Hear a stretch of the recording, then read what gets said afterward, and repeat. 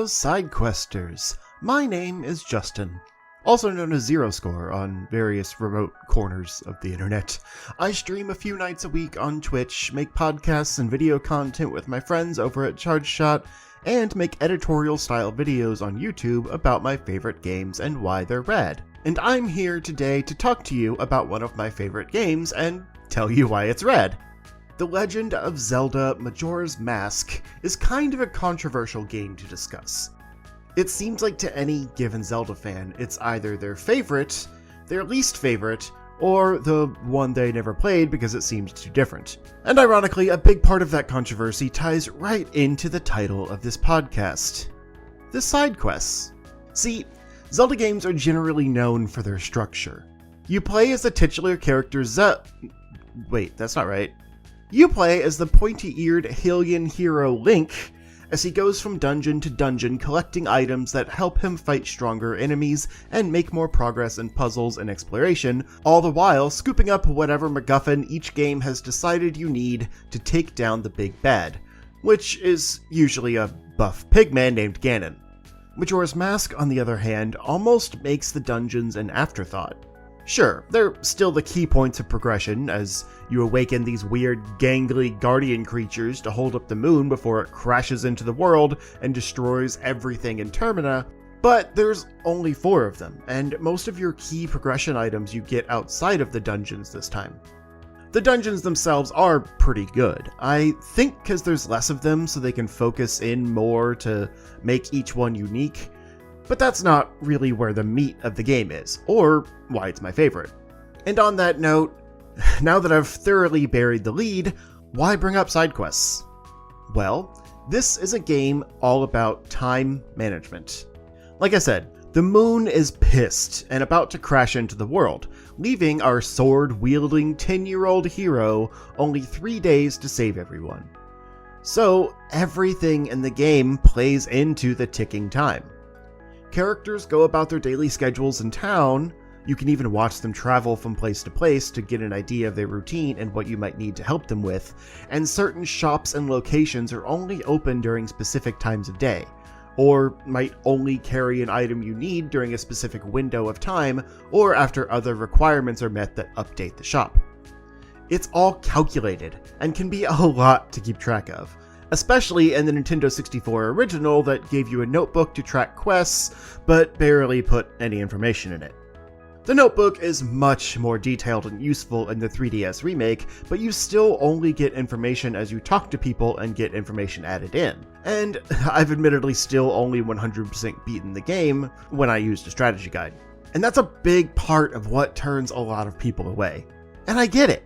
I've been playing this game since it came out over 20 years ago, and still, when I play, I spend a lot of time wandering around aimlessly, trying to remember what to do next based on the current time and day, and what things are available with the items and masks I have at that moment. But, while it's not going to be for everyone, that's also what makes it my favorite game. In a lot of ways, I think this game pulls off the ideas Breath of the Wild was going for better than what that game did. It also has 4 dungeons and a more open-ended exploration structure where you mostly get key items outside of those dungeons, but whereas Breath of the Wild feels kind of empty and only has minor event changes between day and night, Majora's Mask feels like a truly lived-in world where time and exploration go hand in hand. For example, early on you get access to Milk Road, which should lead to Romani Ranch, but a giant boulder is blocking access. By day 3, the boulder has been broken down and you can finally go in, but there's this calm eeriness to the ranch as the people there seem shaken and upset. There's an offhand comment about, if only we'd known 2 days ago what would happen. But this is a case where, as the hero, you were powerless to stop it due to the roadblock. Luckily, Majora's Mask isn't just about time management, it's also about time manipulation. As you progress through the game, you have to reset time back to day 1 and essentially start over. So the world goes back to how it was, but Link retains his items and, more importantly, his knowledge. So later, you're able to blow up the rock blocking access to the ranch on day 1 and find out what actually happens, leading to one of the weirdest side quests in Zelda history as you fend off alien attackers from abducting the farm's cows. And that's followed up the next day with a chase scene as you fend off horseback attackers doing a milk run to town. And this is only one of the totally unique time-based side quests in the game, and they all have worthwhile rewards spanning from Zelda staples like heart containers and bottles to new items unique to this game in the form of masks, which lets you interact with the world and other side quests in unique ways. A few of these masks basically fill the role of main progression items, like the Goron's mask letting you roll up and go at high speeds for unique platforming sections akin to old Pegasus Boots puzzles on crack, or the Zora's mask that lets you swim with ease and navigate the vast underwater realms of Termina Bay. But a lot of them are more situational, and as such, a lot of these quests that require masks are interconnected. So while one might elude you for most of the game, once you beat something else and receive the perfect mask, something in your brain will click and you'll realize, that's what I've been waiting for! And you rush back to tackle a different quest that's been stumping you.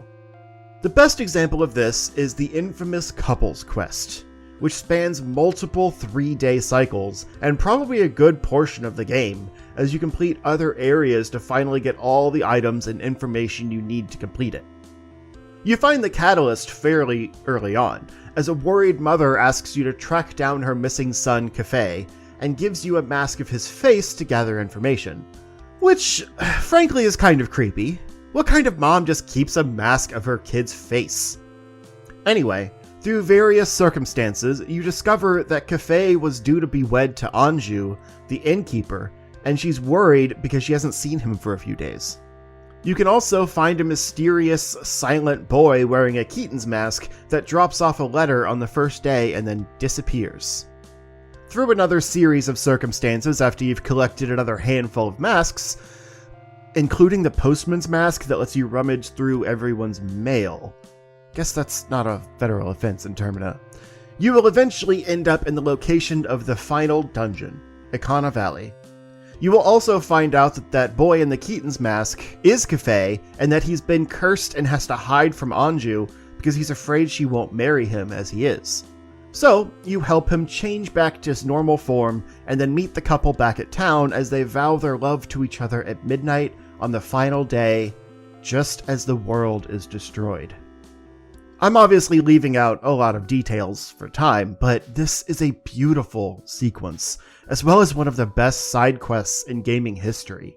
Even people that don't care for this game agree with that, and use it as an example of the power of side quests.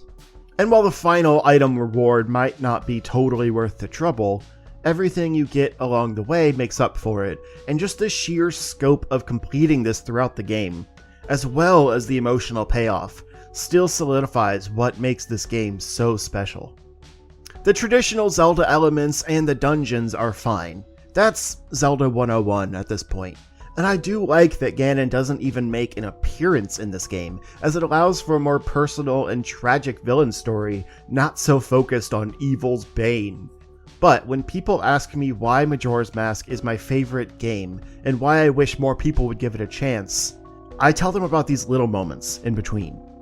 The interpersonal connections, and the way you interact with the world using the masks you receive. To this day, I've yet to find another game that's connected with me in this same way. And even when I'm wandering aimlessly on the third day, realizing too late that the things I need to do aren't available anymore, I still know that this game is perfectly crafted, and I'm just a forgetful dork. And all that is not even to mention how this adventure was crafted in a year by a smaller team by reusing a lot of Ocarina of Time's assets. And I think that's a big part of why this game is so unique. The team was able to almost solely focus on concept rather than be bogged down by asset and engine creation. But I guess I have mentioned it now. Oh well, I think my time's probably almost up, and unlike in Majora's Mask, we can't go back, so I hope you've at least been entertained. Happy gaming!